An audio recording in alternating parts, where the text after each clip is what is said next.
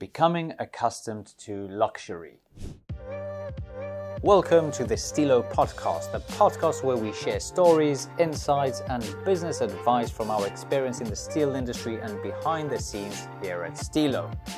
Hosted by our incredible team, we look forward to bringing you more episodes filled with stories, thoughts, and industry insights from all levels of our business. Enjoy this episode and don't forget to follow wherever you get your podcasts so you never miss an episode.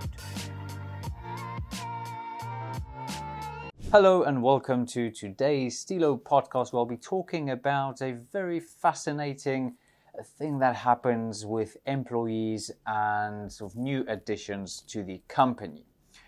So initially I thought that today's podcast will be titled Getting Used to Comfort, but I just thought that's sort of a bit of a too basic sort of title. So there's a lot of talks going on about ChatGPT, so I decided to ask him, her, they about a better name for the podcast, and that's how ChatGPT came up with the suggestion of becoming accustomed to luxury.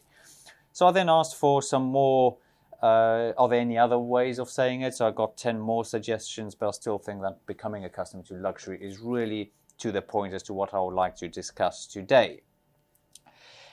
So with ChatGPT, I asked it to write an article about it. So don't worry, it won't be too long. I'll just read it through. So becoming accustomed to luxury can be both a blessing and a curse.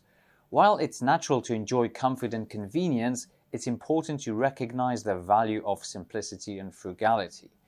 Constantly indulging in luxury can lead to a sense of entitlement and a loss of appreciation for the little things in life. It can also create financial problems if one becomes dependent on a certain lifestyle. It's important to find a balance between treating oneself and maintaining humility. Being mindful of one's consumption habits and regularly reflecting on the blessings of life can help avoid becoming too accustomed to luxury. So again, I'm really impressed with the way ChatGPT sort of explained this phrase, becoming accustomed to luxury. And the reason why I wanted to talk about it is that within Steelo, we have exactly the same pattern happening. Now, I know that this is not just limited to us at Steelo, it is the way humans are probably hardwired. So what I want to talk about are two specific situations where basically employees got used to luxury. So it all goes back to 2015 when we bought our first CNC machine. So obviously for the company back then, that was a big step forward in terms of sort of becoming a modern company, but also financially. That was quite a big thing. First the deposits and then the monthly payments.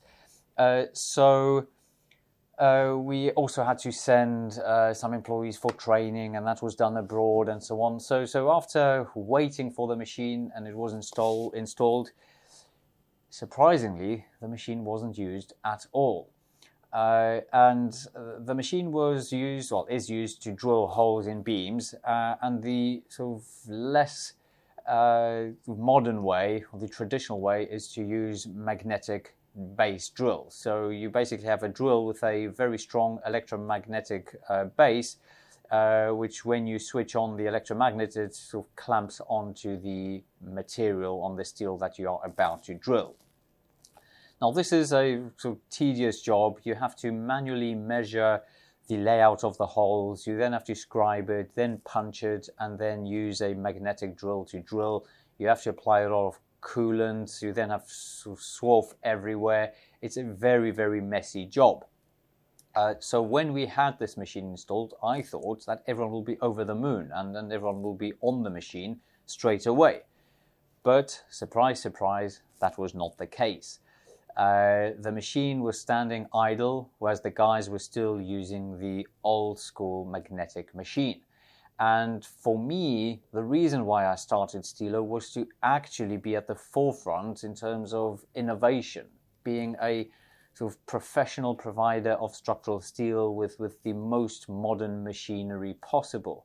And here we are, we've got this modern machine standing idle and our guys still using the mag drill.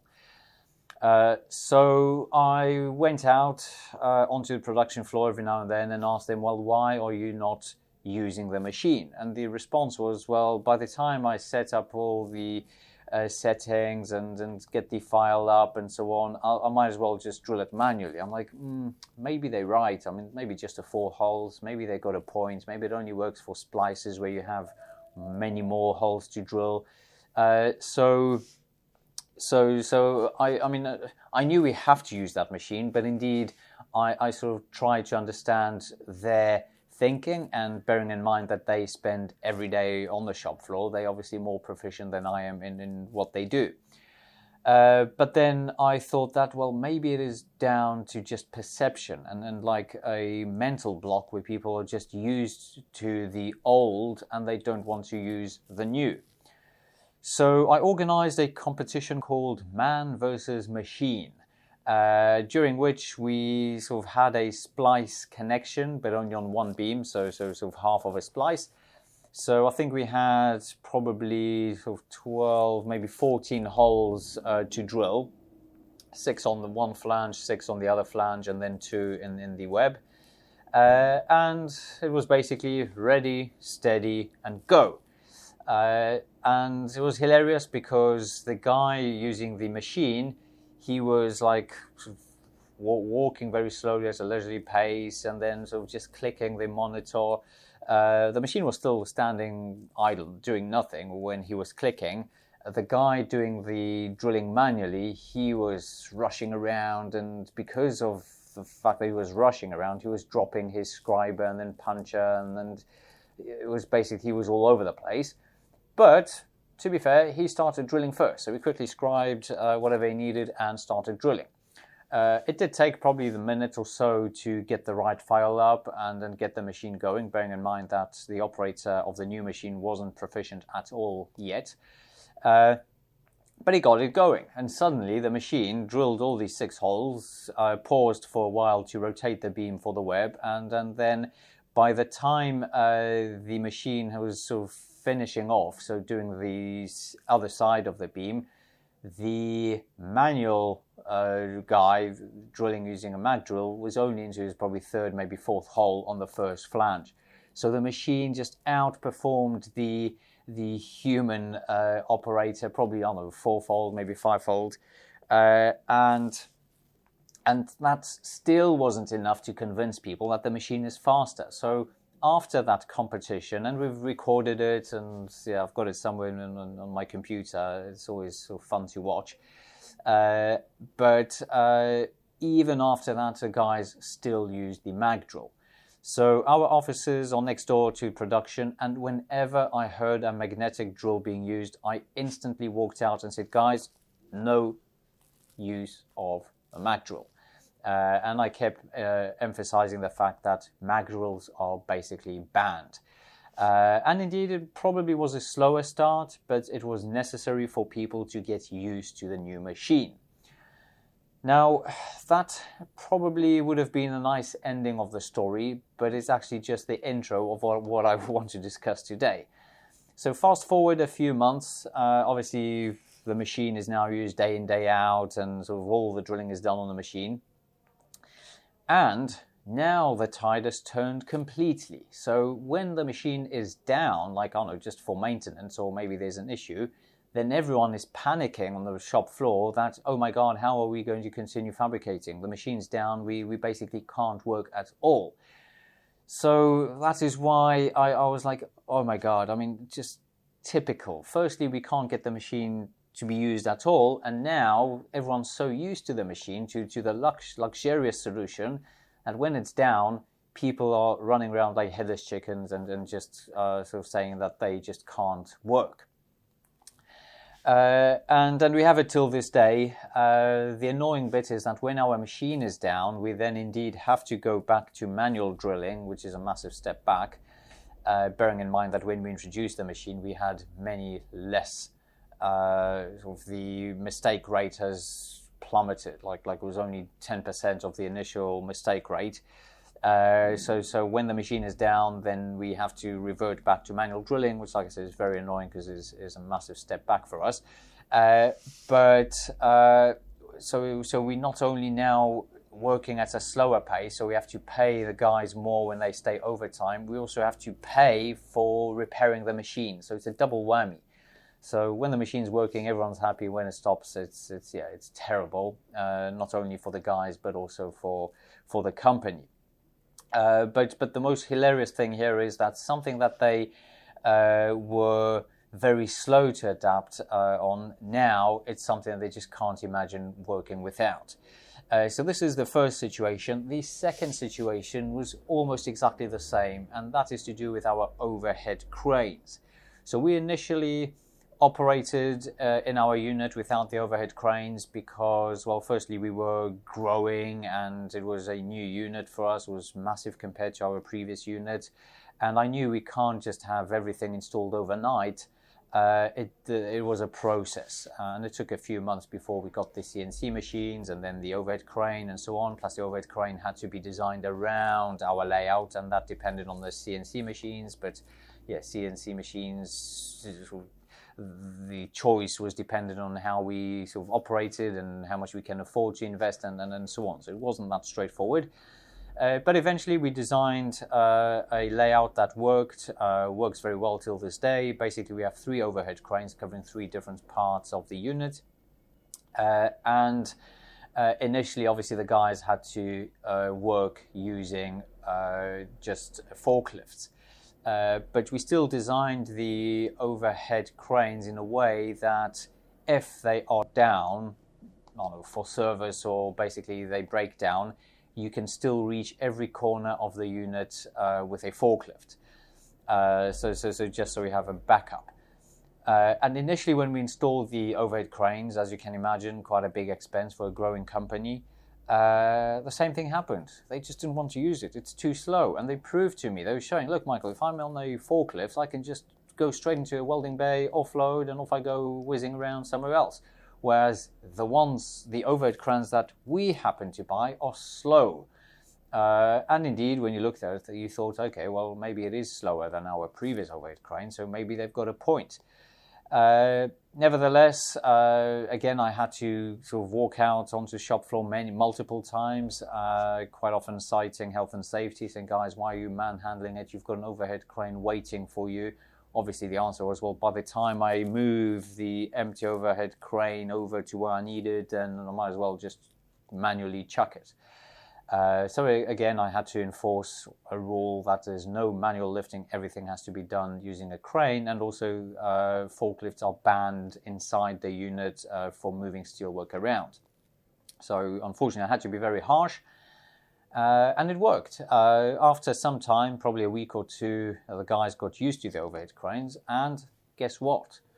Exactly as with our CNC machine, the tide has turned, and now when there's even scheduled maintenance or they break down, there's drama. Like, how are we going to work? Sometimes we get feedback to the office saying, don't sell too many projects now because without the overhead crane, we just can't do the same amount of work, and so on. And knowing the whole process, you just sort of laugh at it. You just can't believe what you're hearing. But I guess, like I said, it doesn't only apply to Steelo. It doesn't only apply to steel fabrication. It applies to everyone and also to our private life. It's very easy to get used to luxurious lifestyle or luxurious items. And the worst thing is that we get used to them. That becomes the new normal. And then retreating from that is very painful. It's something that probably affects our mindset and our subconscious mind. And then when we continue on this journey on talking about becoming accustomed to luxury, there's an interesting process which I guess many companies are experiencing now in the sort of economic situation we are. What I'm trying to explain is that when the times are good, the company naturally introduces new things, and they could be like freebies, like now, okay, it's relatively good, we're making a profit, so let's say add a coffee machine that provides free coffee for everyone. Let's add some other extras. Let's add a pub every week. Let's go out every other weekend for like go-karting or something. So you might end up adding these things because you can afford them. And the worst thing is that, again, the same pattern develops where people get used to them. They aren't any more perks, they just become the ordinary normal. And then retreating from them is very, very difficult. Now, surprisingly, the same happens to councils. So, for instance, a council is doing well. They ended a year with a profit. So they decide, okay, well, actually, councils don't end up in a profit. They introduce services before the end of the year so that they never come up with a profit, because then their financing might be cut by sort of bodies above them. So they always come up with things to spend, and that is when they become sort of very heavy in terms of maintenance. So let's say a council decides to introduce a free bus that connects the most biggest towns within the borough. So it's one of those services that they've introduced some time ago. People obviously get used to it, and it almost feels impossible to withdraw that service, because as a politician serving your local council, you don't want to be the unpopular guy that has taken the service away. So those expenses creep in, and it's very, very difficult to withdraw them. And there's another area where you have the same pattern happening, and that is with extra employees. When you are a growing company, you might add, you inevitably will add more people, and when you want to make a bigger step forward, you will inevitably need more people than you actually need on an ongoing basis, but you're sort of preparing for future growth. Now, the problem is that when the tide turns in terms of the economy and you actually need to shrink slightly, then the people that remain, they got used to the fact that the newcomers, or the ones that have taken over, the other guys, they've taken over their tasks, and they got used to the fact that someone else is in charge of doing it. When you're trying to get rid of those people, and therefore those tasks trickle down to the employees, then there's a bit of pushback saying, well, that's not what I used to do. My scope of work is only this, so now I've got all these extras. But unfortunately, some don't remember, or they can't remember because they joined the company later, that actually in the past, the role included all those tasks altogether. It's only later throughout growth that those tasks were taken away to relieve those people from what they're doing, so they can focus more on the job. Now, surprisingly, and I don't have any hard numbers, but sometimes it feels like taking away tasks from people doesn't necessarily relate in better performance. And what I think actually happens is that it disconnects them from the team, because with all these other random tasks, they feel part of the team. They feel that they contribute to this ongoing machine. Whereas if they just become limited in what they do, then you have people that just feel that they've got a job to do, they don't overlap, there's nothing they can do to help others out, there's no need for it because there's someone else in charge of it. So there are many things that sort of stem out of this phrase that we become used to luxury, and it is very, very difficult to sort of step away from it. And I guess every one of us can relate to our personal lives as well, downsizing or living in a sort of smaller room or house, or getting an older car than we used to drive and so on. That all feels painful, more because our mind is playing with us, saying, oh, you used to have this, so now what are you doing with your life? You've taken a massive step backwards and so on. But then the surprising thing is that when you do make that painful step, it actually isn't as bad. It's like, okay, well, yeah, let's just get used to it. And this is what happens on different scales, even on sort of intercontinental scales. Even wars do it, where people get used to a lifestyle. Then there's a war. It's a massive shock for everyone. Everyone starts on a different level. And instead of crying after those good days, they just get on with things. Like, okay, well, yeah, the good days have gone. Now we are where we are. We just have to get on with it. And humans are amazing at just not only survival, but actually getting on with things. So just understanding what the situation is, and then building from there. And surprisingly, after I've done some reading in this in the past, actually, when it comes to revolutions happen just after the most painful step. So that sort of confirms what I was saying, that it is not the initial step that makes people push back. It is the step afterwards where they have to sort of stop using what they've been used to in the first place. So I probably didn't explain it correctly, but revolutions basically happen after the worst moment, slightly later when the worst thing is over. So yeah, this is what I would like to discuss during our today's podcast. Please remember to subscribe so you don't miss out on any future podcasts, and speak to you on the next podcast. Thank you.